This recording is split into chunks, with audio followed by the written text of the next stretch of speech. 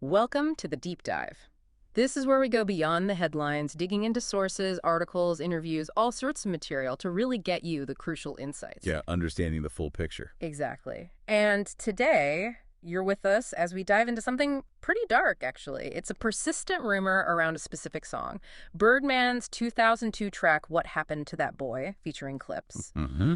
And the mystery, the core of it, is this really grim connection people have made for years, linking the song to the murder of rapper Yella Boy from UNLV back in 1997. Right. And our mission today, using just the source material we have, is to sort of unpack all of that. We can look at the song itself, sure, but also the history behind it. Cash Money Records, UNLV, these intense rivalries. With money disputes. Absolutely. The royalty issues, which were huge.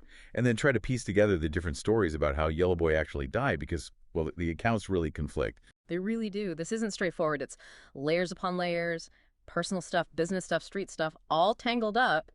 And it leads to this tragedy that's still kind of hanging over hip-hop history. So, yeah, get ready because it's a complex one. Okay, so let's start with the song itself. Yeah. What Happened to That Boy? People know it. Classic Birdman, clips on the track, that brr ad-lib, that kind of blew up from this song. Yeah, instantly recognizable. Okay. Produced by the Neptunes, right? Dropped late 2002. November 26, 2002. Track 10 on Birdman's album.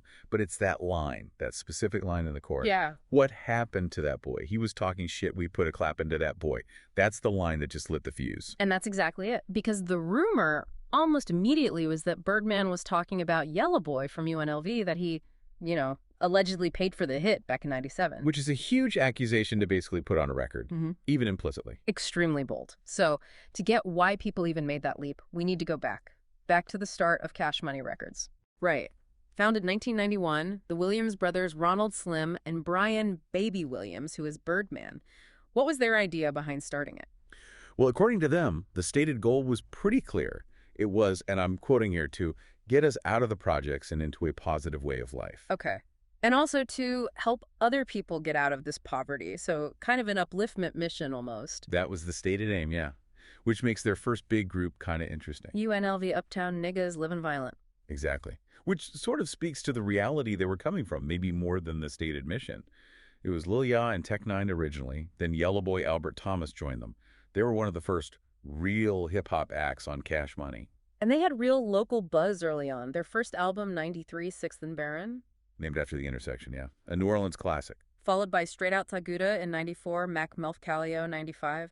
Lil Ya said those sold like 60 to 150,000 copies independently. Which is serious numbers for indie releases back then. Shows they had the streets. Definitely. And then 96, Uptown for Life. That was the one that got national distribution, right? It actually charted on Billboard. Yeah, number 86 on the R&B hip-hop chart. So they were definitely building momentum, moving beyond just New Orleans. Okay, but around this time, things get really heated. There's this famous beef with Mystikal, another New Orleans rapper. Oh, yeah. Very public. And Mystikal himself apparently said, I started that shit. So what kicked it off? It seems like it was about the sound of New Orleans music. Mystikal wasn't really feeling the bounce music style. Right. And he dissed it, and specifically UNLV's track Eddie Bo on his own song, Y'all Ain't Ready. Yeah, he laid it out plain. Said there were 3 things he'd never do. Change his style, bounce, and get on Bo. A direct shot. UNLV didn't take that lying down. Their response was intense. Drag him in Thaw River. Whoa, yeah. Yeah. On the Uptown for Life album. And Yella Boy's verse was just incredibly aggressive, calling Mystikal a fake cheerleading bitch. And then that line, I'ma drag him from the river, dump his body in Chuck's yard, leaving a note around his neck reading, Badass Yella Boy. Chilling. I mean, that's not just battle rap. That sounds like a genuine threat. Lil Ya said it was their biggest record. Still gets club play. That tells you something about the impact. It really does. And Mystikal fired back, of course. Tracks like Beware, Here I Go. There was even an unreleased one called Back from the River. And it spilled off the records too, right? Like Mystikal driving down their block playing their diss track. Yeah, he apparently did that. And there's this story about Yella Boy pulling a gun on Mystikal. Though Mystikal later kind of brushed it off, said he didn't think Yella would actually use it. Right. Which is interesting looking back. Mystikal admitted starting it all, but also said they were, believe it or not, fans of each other's music. Wow. Despite the threats. Yeah. He said he still jams to Dragamanthai River and even called Yella Boy a fucking comedian. Said the beef just kind of fizzled out, no big resolution. Shows how complex those relationships were. Definitely. Okay, so besides the rap beefs, there's this other crucial split happening. UNLV leaves Cash Money in 1997. Yeah, according to Lil Ya, the timing was linked to Cash Money getting their big distribution deal with Universal Records. Yeah. UNLV wanted out to start their own thing. But it wasn't just about creative control, was it? There was money involved. Seems like that was the core issue, yeah. Hmm. They asked for a certain payout after the Universal deal, didn't get it, and then they supposedly found out about unpaid royalties. Hmm. Lil Ya basically said Cash Money back then didn't know what they were doing with the business side, the publishing and paperwork. So UNLV sued them. And they won. According to Lil Ya, yeah. They won the rights to their master recordings, their actual music, and some amount of money. Yeah. He did say Birdman admitted he didn't grasp all the business details early on, but also mentioned that before this big blow-up, they usually got whatever they asked for. But the tension over money led to, well, more than just lawsuits. There was a physical incident. Right. Lil Ya confirmed Yella Boy, and Birdman actually had a physical fight. This was apparently during the video shoot for Uptown for Life. Wow. And it escalated even further. Seems so. Lil Ya also said Yella Boy later shot up Baby's house and shit, and his car. This is supposedly over a royalty check he felt he was owed. Okay, that's serious. Very. But Lil Ya also says that specific issue, the check, was squashed a couple of weeks later. Baby supposedly gave him the check. And what about the rumor that Yella pistol-whipped Birdman? Lil Ya flat out denied that, called it rumors. But clearly, things were incredibly volatile between Yella and Birdman around that time, mostly boiling down to money. Which brings us tragically to April 1997. Yeah. Yella Boy Albert Thomas was shot and killed in New Orleans. He was only 22. How did it happen? What are the details? He was found at his truck in a Isuzu Trooper on April 5th. Gunshot wound to the head.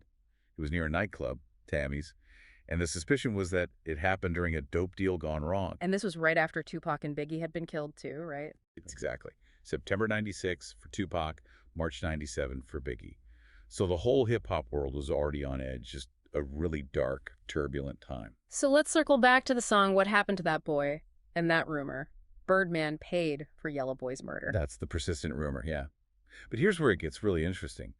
Lil Ya, Yella's own group member, heard the song, and he doubted it was about Yella. Really? What did he say? He said the song wasn't even about him, and that UNLV later found out the song wasn't even about them.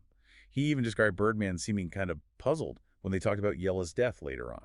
That adds a whole other layer of doubt, doesn't it? Coming from inside UNLV. It definitely complicates the narrative that the song is a direct confession or boast about Yella Boy. But the murder is still unsolved, and theories are out there.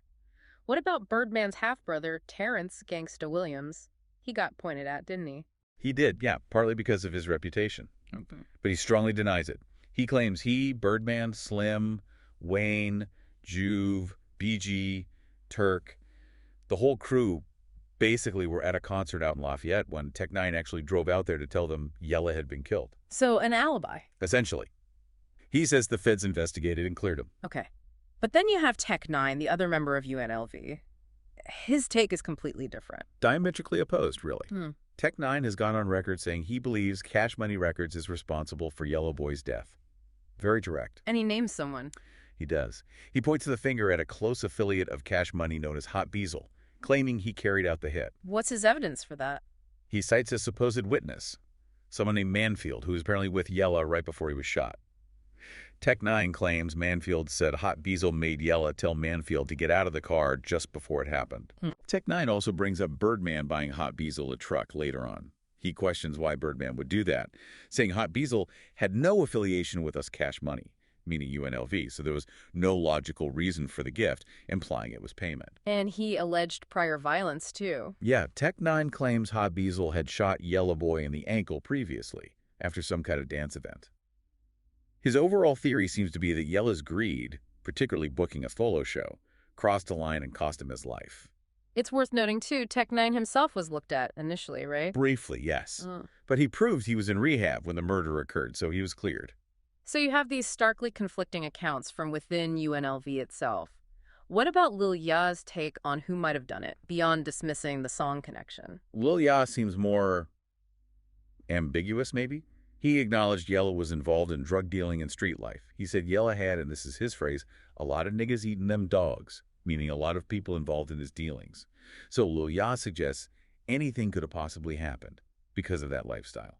So many possibilities swirling around. Street beefs, drug deals, the Cash Money fallout. Exactly. It leaves the whole thing deeply unresolved. What happened to UNLV after Yella's death? Did they keep going? They did, for a while. Tech-9 faced his own legal issues later, with incarceration, but Lil Ya was clear. UNLV never broke up.